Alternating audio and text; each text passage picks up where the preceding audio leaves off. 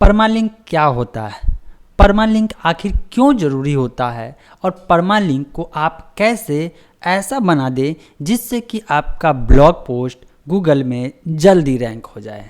Actually दोस्तों, permalink के बारे में अगर आप ब्लॉगिंग के फील्ड में हैं या ब्लॉग रन कर रहे हैं तो बहुत ज़रूरी है कि आप इसके बारे में अच्छे से जानकारी ले लें। और इसीलिए मैं चाहता हूं कि इस वीडियो को कंप्लीट पूरा देखिए, क्योंकि अगर ये वीडियो देखिएगा तो आपको सबसे पहले ये पता चल जाएगा कि आखिर परमालिंक क्या है। अगर न्यू ब्लॉगर होंगे तो, अगर जानते भी होंगे तो आखिर परमालिंक का जो स्ट्रक्चर है वो कैसा होना चाहिए और आखिर क्यों परमालिंक जो है कस्टमाइज होना चाहिए और आपको क्यों परमालिंक पे ध्यान देना चाहिए, ये सारी जानकारी जो है आपको कंप्लीट मिलने वाला है। हेलो दोस्तों, मेरा नाम है अजय और आप देख रहे हैं एज इन्फॉर्मर। परमालिंक नाम से ही समझ में आ रहा है कि लास्ट में इसमें लिंक है, तो इसका मतलब लिंक से रिलेटेड होगा। परमालिंक एक यूआरएल स्ट्रक्चर होता है। यूआरएल स्ट्रक्चर का मतलब क्या होता है?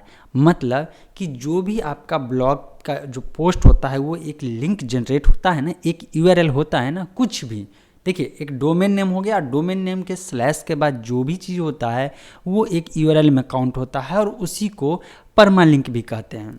अब अगर आप अपने ब्लॉग की बात करते हैं तो जनरली अगर वर्डप्रेस की मैं बात करता हूँ या ब्लॉगर पे अगर होंगे, blogger.com वाले फ्री प्लेटफॉर्म का इस्तेमाल कर रहे होंगे, तो आप देखते होइएगा कि आपका जो ब्लॉगर का जो पहला जो सब डोमेन की बात करें या डोमेन की बात करें, जो भी रहेगा, इसके बाद जो होता है वो क्या होता है कि ईयर, इसके बाद स्लैश मंथ, इसके बाद स्लैश डेट, जिस डेट को, इसके बाद जो ब्लॉग पोस्ट का हेडिंग होता है वो जो है थोड़ा सा ऐड रहता है और लास्ट में .html रहता है।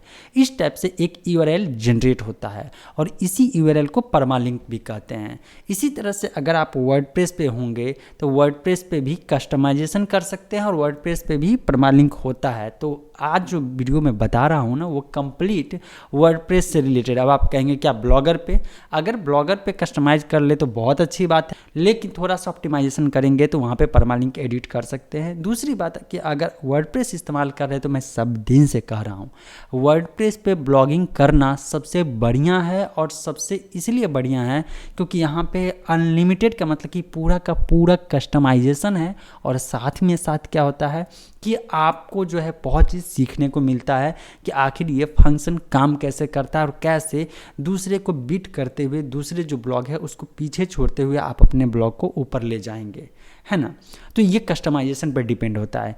इसीलिए आपको अगर वर्डप्रेस नहीं आता है तो वर्डप्रेस के बारे में सीखिए। ऑलरेडी वर्डप्रेस से रिलेटेड बहुत सारी वीडियो है एनीवे, लेकिन परमालिंक की अगर बात करते हैं तो सबसे पहले ये तो समझ गए परमालिंक यूआरएल स्ट्रक्चर ही है, उसको परमालिंक कहते हैं। फ्रेंड्स, अगर आपका ब्लॉग जो है वर्डप्रेस पे इंस्टॉल है और ऐसे में अगर कोई भी ब्लॉग पोस्ट को पब्लिश करेंगे तो उसका जो यूआरएल डिफ़ॉल्ट में शुरुआत में बनेगा वो बनेगा साइन ऑफ इंटरोगेशन करके p कोई न्यूमेरिक डिजिट होगा। उसका मतलब होता है कि जो पेज आईडी होगा वो होगा। सबसे पहली बात, ऐसा तो भूल से नहीं रखना चाहिए। क्योंकि मैं आपको बताता हूँ, अगर इस टाइप से रख देंगे जो पेज आईडी है तो ये साइबर अटैक के अंदर आ जाएगा और आपके ब्लॉग पोस्ट पे अटैक हो सकता है। रीज़न ये है कि जो भी ब्लॉग पोस्ट आप पब्लिश करते हैं वो जो है डेटाबेस में स्टोर होता है और डेटाबेस में जो है पोस्ट को फैच करने के लिए आईडी की ज़रूरत होती है और वो आईडी ही वहाँ पे शो होते रहता है, पेज आईडी करके इस टाइप से रहता है। तो एक तो ऐसा कभी नहीं होना चाहिए ऐसा स्ट्रक्चर, क्योंकि एक साइबर अटैक हो सकता है। दूसरा, इससे गूगल को समझने में बहुत ज़्यादा प्रॉब्लम होती है। देखिए, आप कहते हैं या मैं कहता हूँ या सुनते हुए कहीं पढ़े हुए कि गूगल जो है समझता है, तो एक पॉइंट से तो समझता नहीं है। गूगल में रैंकिंग फैक्टर जो है बहुत सारे जो है बहुत मतलब 2000 से ऊपर भी है और उसी में से यूआरएल को भी फेच करता है। आखिर यूआरएल जो है किस चीज़ को पॉइंट आउट कर रहा है। अब मान लीजिए कि अगर यूआरएल जनरली मैं बताता हूँ कि जो भी है, मेरा ही ब्लॉग है techeasy.com और मैं लिखता हूँ फिनटेक के बारे में, फिनटेक फाइनेंशियल टेक्नोलॉजी के बारे में। अब वहाँ पे यूआरएल होता है techeasy.com स्लैश इसके बाद जो है साइन ऑफ इंट्रोगेशन p=200 मान लीजिए लिख देते हैं, या जो आईडी बनता है वो होता है। इस यूआरएल से कुछ समझ आता है? नहीं समझ आता। आप अपनी बात लीजिए, सबसे पहले आप खुद को समझिए, तो आपको यूआरएल देगा तो आपको आइडिया नहीं लगेगा। लेकिन यहीं पे अगर इसका स्ट्रक्चर चेंज कर दिया जाए, मतलब परमालिंक को चेंज कर दिया जाए और इसके बाद techeasy.com फिनटेक या व्हाट इसके बाद जो है फिर से वहाँ पे डैश, इसके बाद फिनटेक लिखा जाए, इसके बाद .html या इतना ही रहे, और ये इस टाइप का URL स्ट्रक्चर आपके सामने सिर्फ शेयर किया जाए तो इसके अंदर क्या है वो बाद की बात है, लेकिन इतना आइडिया आपको लग जाएगा कि ये जो URL है ये फिनटेक से रिलेटेड है। जब आपको जनरली समझ में आ गया, सिर्फ देख के समझ में आ गया, तो समझिए कि गूगल के सर्च इंजन को कितना ज़्यादा हेल्प मिलने वाला है कि टॉपिक डिसाइड करने में।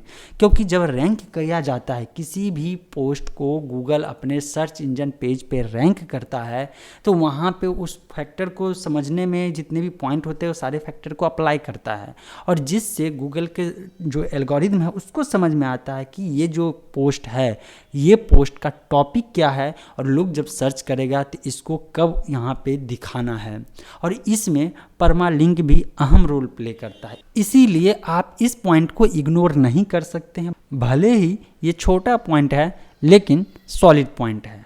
अब आपका सवाल हुआ कि आखिर परमालिंक का स्ट्रक्चर कैसा होना चाहिए। अगर पेज वाला नहीं होना चाहिए, पेज आईडी का जैसा नहीं होना चाहिए, देखिए आप जब वर्डप्रेस के सेटिंग में जाएंगे तो वहाँ पे परमालिंक का ऑप्शन होगा, और जब क्लिक करेंगे तो वहाँ पे आपको बहुत सारे सैंपल आ जाएंगे, ये ऑप्शन आ जाएंगे, और जो भी आप सेलेक्ट करेंगे उसी मोड में आपका परमालिंक जनरेट होगा। और कैसे, देखिए सबसे पहले जो डिफ़ॉल्ट रहता है वो तो पेज आईडी वाला रहता है, इसके बाद आपको डेट एंड पोस्ट का रहेगा, इसके बाद मंथ डेट पोस्ट इस टाइप का रहेगा, इसके बाद रहेगा कि पोस्ट, और इसके बाद है कस्टम स्ट्रक्चर जो है वो अगर एडवांस में है, आपको कुछ दूसरे ढंग से लेना है तो उस अनुसार से कर सकते हैं, कोई दिक्कत की बात नहीं है। लेकिन मैं आपको कहूँगा सबसे बढ़िया तरीका है कि पोस्ट नेम वाला जो स्ट्रक्चर होना चाहिए उसी को सेलेक्ट करिएगा। जैसे कि मैं अपने ब्लॉग पोस्ट का जो URL का परमालिंक का जो स्ट्रक्चर है वो सेलेक्ट किया हुआ हूँ पोस्ट नेम। इससे क्या होता है, इससे ये होता है कि जब भी पोस्ट पब्लिश करता हूँ तो उसका URL स्ट्रक्चर जो होता है वो पोस्ट का जो हेडिंग होता है, मेन टाइटल की मैं बात करता हूँ, वो टाइटल से जो है फेच कर लेता है, और उसमें थोड़ा बहुत चेंजिंग कर दीजिए पब्लिश करने से पहले, और इसके बाद जो है आपका काम हो गया, एकदम टेंशन फ्री आप हो जाइए। लेकिन अभी भी है, इस पे पोस्ट नेम के भरोसे आप मत छोड़िएगा, क्योंकि बहुत सारे जो है स्टॉप वर्ड होते हैं, उस स्टॉप वर्ड को जो है ये फेच कर लेता है। स्टॉप वर्ड का मतलब है कि जैसे व्हाट इज, तो यहाँ पे इज हो जाता है, ऑफ हो जाता है, इसके बाद जो है ए हो गया, एन हो गया, इस टाइप से वर्ड जो होता है, इस टाइप के वर्ड को जो है स्टॉप वर्ड कहा जाता है। और इस वर्ड को आपको URL से बेहतर होगा हटा दे, नहीं हटाइएगा तब भी कोई नुकसान ज़्यादा नहीं है, लेकिन आप हटा दीजिएगा तो बेहतर रहेगा।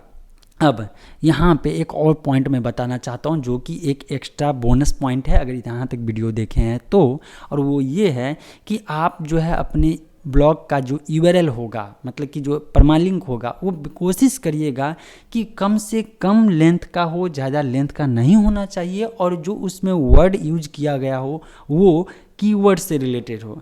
अगर आप मान लीजिए कि कोई ब्लॉग पोस्ट, मैंने एग्जांपल दिया कि फिनटेक से रिलेटेड लिख रहे हैं, तो हो सकता है कि आपका टाइटल होगा व्हाट इज फिनटेक, और इसके बाद जो हेडिंग होगा उसमें भी होगा, मतलब पूरे आर्टिकल में ओवरऑल जो टॉपिक जो पॉइंट किया गया है, जो फोकस किया गया है वो है फिनटेक। जब फिनटेक को जो है पॉइंट किया गया है, फोकस किया गया है, तो ऐसे में आपका जो URL स्ट्रक्चर होना चाहिए वो भी जो मतलब परमालिंक होना चाहिए उसमें फिनटेक वर्ड जरूर होना चाहिए। अगर किसी भी कारण से ऑटोमेटिक जो है पोस्ट नेम के बावजूद ऐसा हो जाता है कभी कभी कि टाइटल में ऐसा शब्द नहीं रहता है जिसको पॉइंट करना पड़ता है, ऐसे में पोस्ट को पब्लिश करने से पहले आप अपने पोस्ट का जो परमालिंक है उसको एडिट जरूर करें, और एडिट करने के बाद उसमें फोकस कीवर्ड जरूर मेंशन करने की 100% कोशिश करें। और अगर ऐसा करते हैं ना तो गूगल को आपके पोस्ट के बारे में समझने में एक एक्स्ट्रा पॉइंट, एक एक्स्ट्रा सिग्नल मिलेगा, और दूसरे का ब्लॉग पोस्ट उसी टॉपिक पे लिखा रहेगा उससे पहले रैंक होगा। और ये सब टिप्स मैं पर्सनली इस्तेमाल करता हूँ, इसीलिए मैंने बताया, और मैं अपना एक्सपीरियंस के आधार पे ही जो भी बताता हूँ वो बता रहा हूँ। और इसीलिए मैं आप लोगों से भी कहता हूँ कि अगर आप नए ब्लॉगर हैं, आप जो है कुछ सवाल या कोई प्रॉब्लम में फंस गए हैं, तो नीचे कमेंट में करिए। और ज़रूरी नहीं है कि हर एक का तो वीडियो बन पाएगा, लेकिन मैं पूरा कोशिश करूँगा जितना हो सकता है। एक एक टॉपिक को मैं अब कमेंट रीड करना शुरू किया हूँ, उसको रीड करने के बाद वीडियो बना करके आपके सामने आपके प्रॉब्लम का सॉल्यूशन ज़रूर लाऊंगा। इसीलिए वीडियो को पूरा देख लिए होइएगा। तो इस वीडियो को अगर पसंद आए तो लाइक ज़रूर करिए, क्योंकि लाइक करिएगा तो मैं समझूंगा आप मुझे सपोर्ट कर रहे हैं। और पॉसिबल हो सकता है तो अपने जितने भी ब्लॉगर फ्रेंड हैं उनके साथ शेयर कर दीजिएगा। एनीवे मिलते हैं अपडेट इन्फॉर्मेशन के साथ नेक्स्ट वीडियो में।